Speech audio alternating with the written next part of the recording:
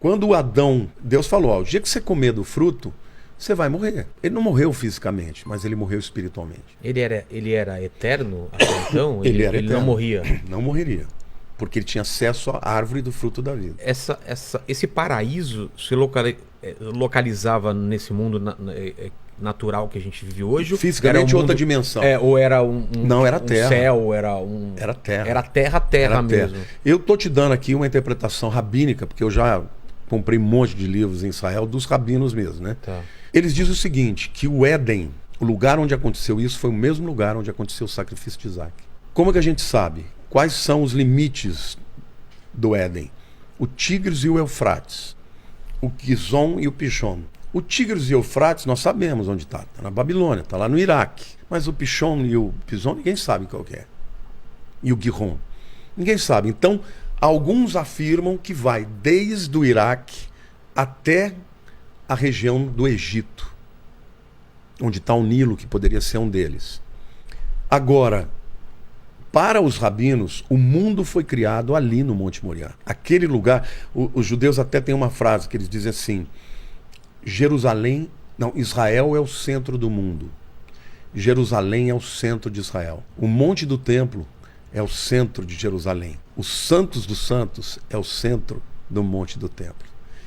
Então, para eles, os Santos dos Santos está ali onde é o Domo da Rocha, onde tem aquela pedra.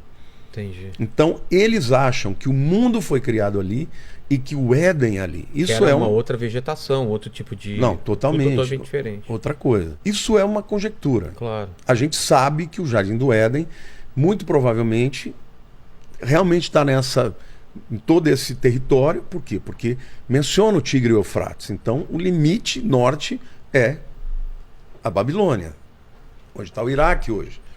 Agora, o limite sul, ninguém sabe. Agora, onde aconteceu a queda e onde estava o Éden, é por ali. Entendeu? O centro do mundo, né? Mas uma coisa que eu nunca entendi é assim, tava Adão e Eva no paraíso, e existia vida fora de lá? Existiam outros seres humanos? Não, seres humanos não. Não? Não, eu tenho uma... Não sou eu, na verdade, né? Eu li muito, e existe uma teoria entre alguns teólogos que é chamada de The Gap Theory, a teoria do abismo. O versículo 1 de Gênesis 1, no princípio criou Deus o céu e a terra. No hebraico, Bereshit bara Elohim et hashamayim ve'et haaretz. O versículo 2 diz, e a terra era sem fome e vazia. Essa é uma má tradução. A tradução verdadeira e correta é, e a terra transformou-se em um caos. Espera lá. Aí no versículo 3, disse Deus, haja luz, e houve luz. Deus começa a criar tudo de novo. O verbo bará, que é criar, é um verbo que significa criar do nada. Todas as outras vezes que aparece, não aparece mais bará, mas aparece assá, que é fazer. Essa mesa aqui, ela foi feita de quê? Madeira. Madeira. Ela não foi criada. Ela foi feita. Essa é a diferença.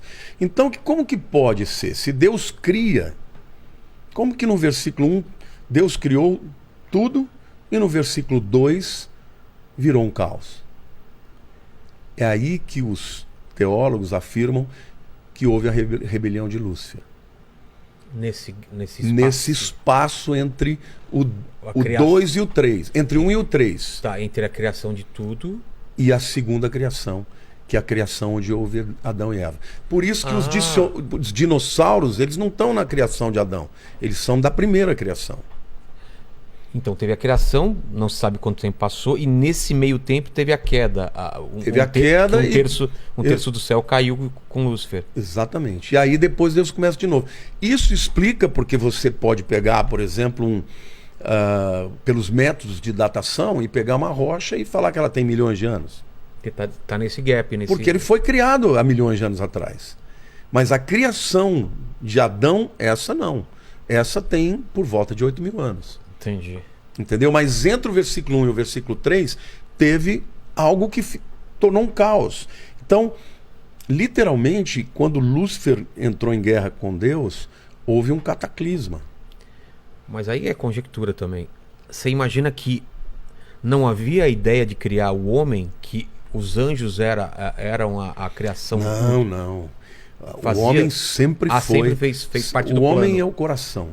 É o propósito E principal. os anjos foram criados para ajudar Deus na criação de tudo. Os anjos não ajudavam a criar, mas a Bíblia diz que eles contemplavam Deus e cantavam. Eles não ajudavam Não. nessa... Não.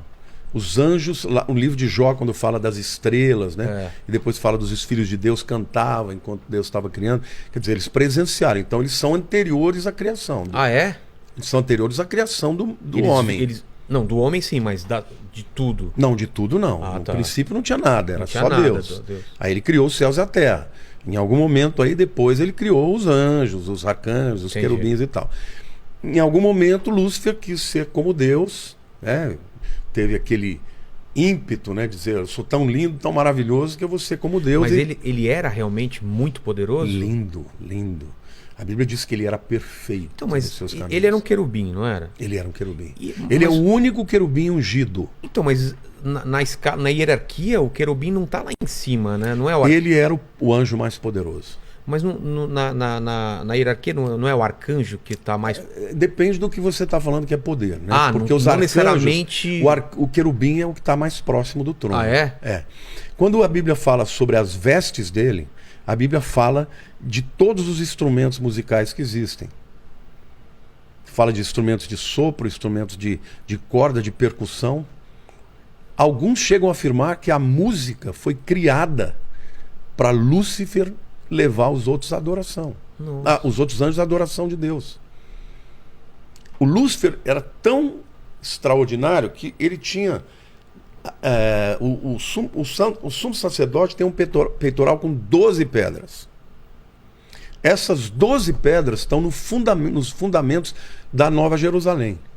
A Nova Jerusalém, que vai descer do céu, ela tem 12 fundamentos que são as mesmas pedras do sumo sacerdote, do peitoral. Lúcifer, das 12, tinha 9. Fala que ele estava no meio das pedras afogueadas quando Deus foi criando. Aí alguém pergunta, por que Deus não deu as 12? Porque sabia que ele ia cair.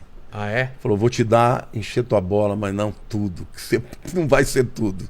Você acha que Lúcifer fazia parte do plano de Deus também, como um antagonismo ao bem, à fé, ou não? Essa é uma super pergunta. Porque se ele sabe tudo... Por que ele criou Lúcifer?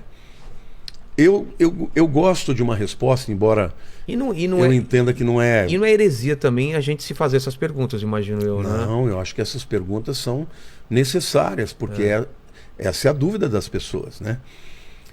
Não existe, Vilela, amor verdadeiro sem liberdade. Isso eu concordo.